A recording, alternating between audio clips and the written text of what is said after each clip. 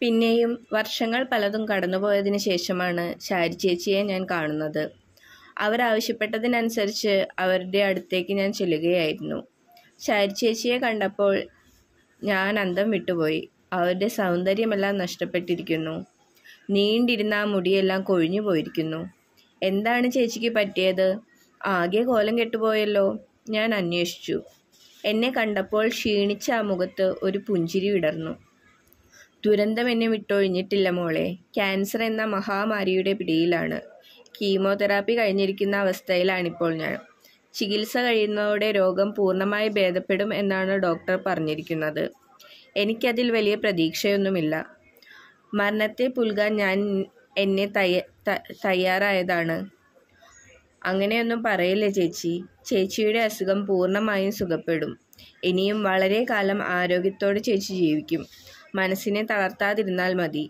നീ വന്നപ്പോൾ എനിക്ക് വളരെ സന്തോഷം തോന്നുന്നു. എൻ്റെ കഥ നീ എഴുതിയോ? ചേച്ചിയുടെ കഥ മുഴുവനായി എഴുതണമെങ്കിൽ അയാളുടെ കാര്യങ്ങൾ കൂടി പൂർണ്ണമായി എനിക്കറിയണ്ടേ? ചേച്ചിക്ക് അത് പറയുവാൻ കഴിയുമോ? എങ്കിൽ ഞാൻ കഥ എഴുതാൻ തുടങ്ങാം.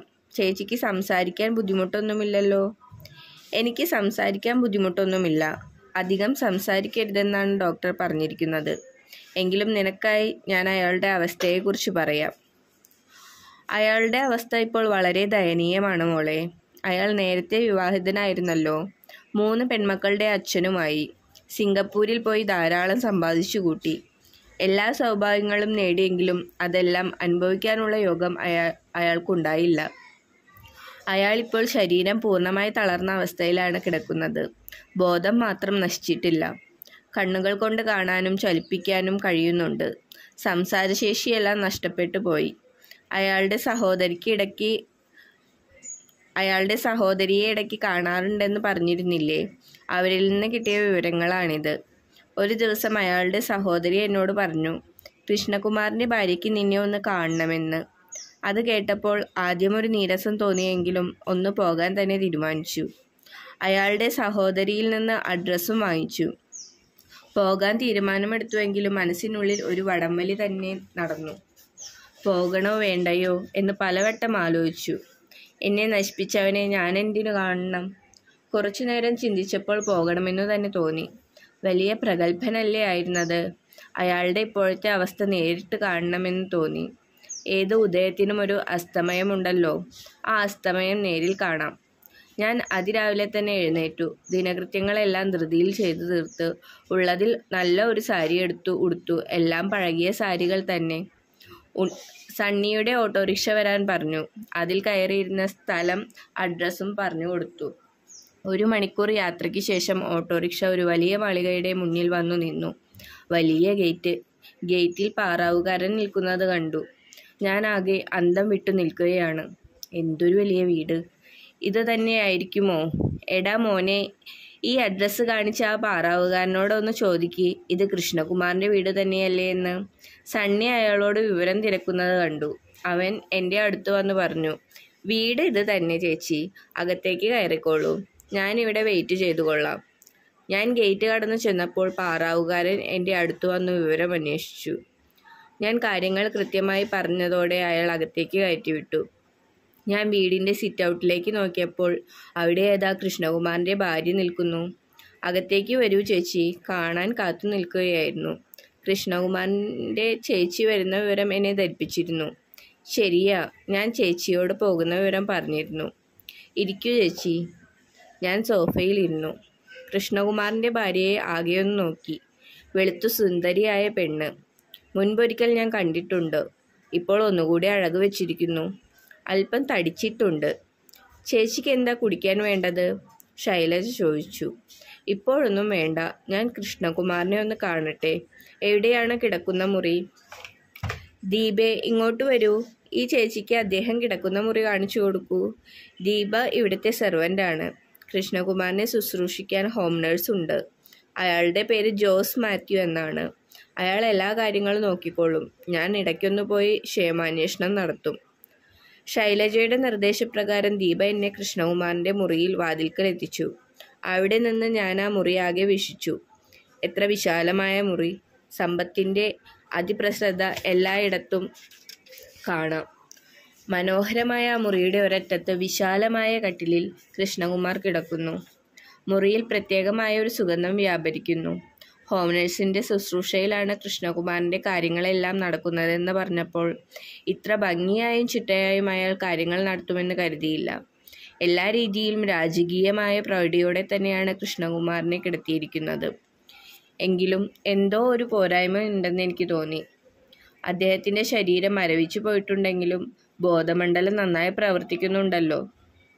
ഭാര്യയുടെയും മക്കളുടെയും സ്നേഹപരിചരണങ്ങൾ അദ്ദേഹം ആഗ്രഹിക്കുന്നുണ്ടാകില്ലേ? തീർച്ചയായും കൊതിക്കുന്നുണ്ടായിരിക്കും. അവശത അനുഭവിക്കുന്ന സമയത്തല്ലേ പ്രിയപ്പെട്ടവരുടെ സാമീപ്യം കൊതിക്കുക. ഞാൻ സാവധാനത്തിൽ നടന്ന് കട്ടിലിനടുത്തെത്തി. എൻ്റെ പാദപതനം കേട്ടിട്ടായിരിക്കണം. കൃഷ്ണകുമാർ കണ്ണു തുറന്നു നോക്കി. എന്നെ പെട്ടെന്ന് കണ്ടതുകൊണ്ടായിരിക്കണം. ആ മിഴികൾ അത്ഭുതത്താൽ വിടർന്നു. ആ വിശാലമായ മിഴികൾ തിളങ്ങുന്നതായി എനിക്ക് തോന്നി. അയാൾ എന്നെ തന്നെ ഉറ്റുനോക്കി കിടക്കുകയാണ്. കുറച്ചു കഴിഞ്ഞപ്പോൾ കസേരയിൽ ഇരിക്കാൻ ആംഗ്യം കാണിച്ചു. കണ്ണുകളുടെ ചലനം മനസ്സിലാക്കിയ ഞാൻ ആ കസേരയിൽ ഇരുന്നു. ഞാൻ അയാളുടെ കണ്ണുകളിലേക്ക് തന്നെ കുറേ നേരം നോക്കി നിന്നു. ഇത്തിരി സ്നേഹത്തിനായി ആ കണ്ണുകൾ ദാഹിക്കുന്നുണ്ട് എന്നെനിക്ക് തോന്നി. ക്രമേണ സുന്ദരമായ ആ മിഴികൾ നിറഞ്ഞൊഴുകാൻ തുടങ്ങി. എനിക്കും പിടിച്ചു നിൽക്കാനായില്ല. എൻ്റെ കണ്ണുകളും നിറഞ്ഞു തുടങ്ങിയിരിക്കുന്നു. ഞാൻ അദ്ദേഹത്തെ അടിമുടിയൊന്ന് നോക്കി. അല്പം പ്രായം തോന്നിക്കുമെങ്കിലും അദ്ദേഹത്തിൻ്റെ സൗന്ദര്യത്തിന് വലിയ കുറവൊന്നും വന്നിട്ടില്ല. പക്ഷേ എന്തൊരു ദയനീയമായ അവസ്ഥ. മനസ്സിലെ വികാരങ്ങൾ പ്രകടിപ്പിക്കാൻ കഴിയാതെ, ഒന്ന് ചലിക്കാൻ പോലും കഴിയാതെയുള്ള കിടപ്പ്. കാലത്തിന് ഒരവസ്ഥയുണ്ട്. അത് കറങ്ങി കറങ്ങി നമ്മളെ ഒരവസ്ഥയിലെത്തിക്കും. നമ്മൾ ഇതിന് കീഴടങ്ങി ജീവിക്കുകയേ നിവർത്തിയുള്ളൂ. അദ്ദേഹത്തിൻ്റെ ഈ വിധിയെ കുറിച്ചോർത്തപ്പോൾ എൻ്റെ മനസ്സിലെ വൈരാഗ്യമെല്ലാം വെയിൽ കൊണ്ട മഞ്ഞുപോലെ ഒഴുകിപ്പോയി. പഴയകാല രംഗങ്ങൾ മനസ്സിലേക്ക് ഓടിയെത്തി. വളരെ കുറച്ചു കാലം മാത്രമേ അദ്ദേഹത്തിൻ്റെ സ്നേഹവാത്സല്യങ്ങൾ അനുഭവിക്കാൻ കഴിഞ്ഞുള്ളൂവെങ്കിലും ആ സുന്ദര നിമിഷങ്ങൾ കല്ലിൽ കൊത്തിയ കവിത പോലെ മനസ്സിൽ ഇന്നും തിളങ്ങി നിൽക്കുന്നു. ആ തങ്കലിപികൾക്ക് അല്പം പോലും മങ്ങലേറ്റിട്ടില്ല. ഒരു ജന്മം കൊണ്ട് അനുഭവിക്കാവുന്ന സ്നേഹം മുഴുവൻ ആ കുറഞ്ഞ കാലയളവിൽ ഞങ്ങൾ അനുഭവിച്ചു തീർത്തു. പിന്നെ എങ്ങനെയാണ് എന്നെ കൈവെടിയാൻ അദ്ദേഹത്തിന് കഴിഞ്ഞത്? ആ കാരണം എനിക്കിന്നും അജ്ഞാതമാണ്. ഇന്നിതാ ജീവച്ഛവമായി ഈ വലിയ മുറിയുടെ 4 ചുവരുകൾക്കുള്ളിൽ ഒതുങ്ങിക്കൂടിയിരിക്കുന്നു. അടങ്ങാത്ത എൻ്റെ നൊമ്പരത്തിൻ്റെ ഫലമായിരിക്കുമോ അദ്ദേഹത്തിന് ഇത്തരമൊരു ദുരന്തമുണ്ടായത്? ഈശ്വര, എങ്കിൽ എനിക്ക് മാപ്പ് തരൂ. വേദനയുടെ പാരമ്യത്തിൽ ഞാൻ തീവ്രമായ ശാപവാക്കുകൾ ഉരുവിട്ടിട്ടുണ്ട്. ഇന്നത് ഓർത്ത് ഞാൻ വിഷമിക്കുകയാണ്. അദ്ദേഹത്തിൻ്റെ ഈ അവസ്ഥയിൽ നിന്ന് സുഖപ്പെടുത്തണമെന്ന് ഞാൻ പ്രാർത്ഥിക്കുകയാണ്. ഞാനിങ്ങനെ ഓരോന്ന് ചിന്തിച്ചുകൊണ്ടിരിക്കെ അദ്ദേഹം കൈയൊന്ന് ചലിപ്പിക്കാൻ ശ്രമിക്കുന്നതായി തോന്നി. പക്ഷേ ആ ശ്രമം വിഫലമായിപ്പോയി. അദ്ദേഹത്തെ എഴുന്നേൽപ്പിച്ചിരുത്താനും ആ ശരീരം തഴുകിത്തലോടി ആശ്വസിപ്പിക്കാനും മനസ്സ് കൊതിച്ചു. അതിനായി കൈകൾ നീണ്ടതുമാണ്. പക്ഷേ ഞാൻ സ്വയം നിയന്ത്രിച്ചു. എനിക്കിപ്പോൾ അതിനുള്ള അവകാശമില്ലല്ലോ. ഉണ്ടായിരുന്നെങ്കിൽ മരവിച്ചു കിടക്കുന്ന ഈ ശരീരം തഴുകിത്തലോടി ഓജസ്സും തേജസ്സും ഉള്ളതാക്കി മാറ്റിയേനെ.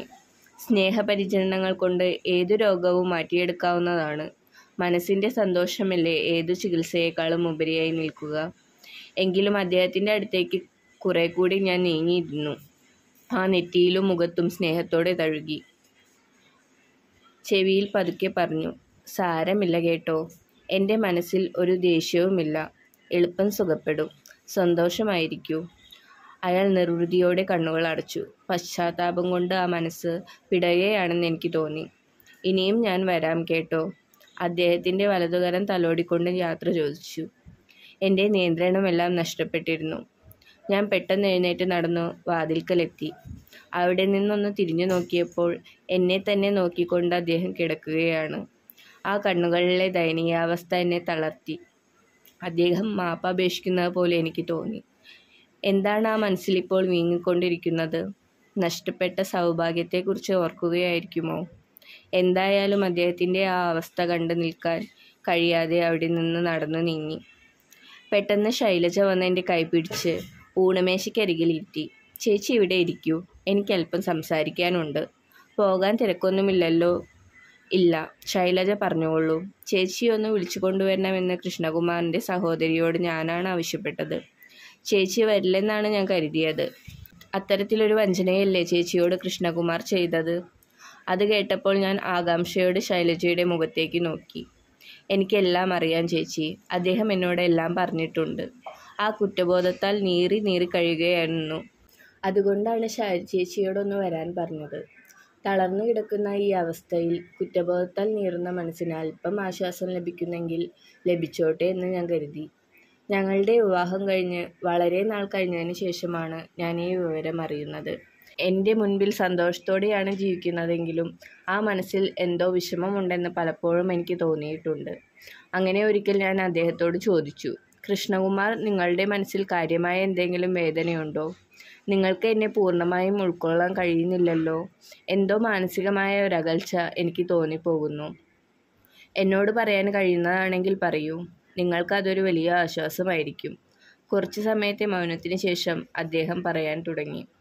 ശൈലജേ, നീ എന്നോട് ക്ഷമിക്കണം. ഞാൻ പറയുന്ന കാര്യങ്ങൾ നീ ഉൾക്കൊള്ളണം. എന്നോട് വെറുപ്പൊന്നും തോന്നരുത്. എനിക്ക് നീയല്ലാതെ വേറെ ആരുമില്ല. ഇല്ല, ഞാൻ പരിഭവിക്കില്ല. നിങ്ങൾ പറഞ്ഞുകൊള്ളൂ. അത് കേട്ട അയാൾ പറഞ്ഞു, ഞാൻ ഒരു ചതിയനാണ്, വഞ്ചകനാണ്. വാസ്തവത്തിൽ നിന്നെയും ഒരു വിധത്തിൽ ഞാൻ ചതിച്ചെന്ന് പറയാം. എൻ്റെ എല്ലാ കാര്യങ്ങളും നിന്നിൽ നിന്ന് മറച്ചു വെച്ചില്ലേ? അതൊക്കെ കഴിഞ്ഞില്ലേ? നിങ്ങൾ കാര്യം പറയും. കുഞ്ഞുനാൾ മുതൽ കളിച്ചു വളർന്ന എൻ്റെ കൂട്ടുകാരിയെ ചതിച്ചവനാണ് ഞാൻ. എന്നെ ആത്മാർത്ഥമായി സ്നേഹിച്ചു എന്നൊരു തെറ്റ് മാത്രമേ അവൾ ചെയ്തിട്ടുള്ളൂ. ഒരു ജന്മത്തിൽ കിട്ടാവുന്ന സ്നേഹം മുഴുവൻ തന്നവളാണ്. എല്ലാ അർത്ഥത്തിലും ഞങ്ങൾ ഒന്നായവർ. അവളിപ്പോൾ എല്ലാം നഷ്ടപ്പെട്ട ഏകയായി വിധിയെ ശപിച്ചുകൊണ്ട് ജീവിതം തള്ളി നീക്കുന്നു. തനിക്ക് ജോലി കിട്ടിയപ്പോൾ ഞാൻ വളരെയധികം സന്തോഷിച്ചു. ഇനി നാട്ടിൽ ചെന്ന് ഷാരിയെ മദ്രാസിലേക്ക് കൂട്ടിക്കൊണ്ടുവരണം. ആ ചിന്തയോടെ ഞാൻ നാട്ടിലേക്ക് വണ്ടി കയറി. അവിടെ ചെന്ന് അധികം താമസിയാതെ എനിക്ക് തിരിച്ചു പോരേണ്ടി വന്നു. അതിനിടയിൽ ഞങ്ങൾക്ക് വിവാഹിതരാകാൻ കഴിഞ്ഞില്ല.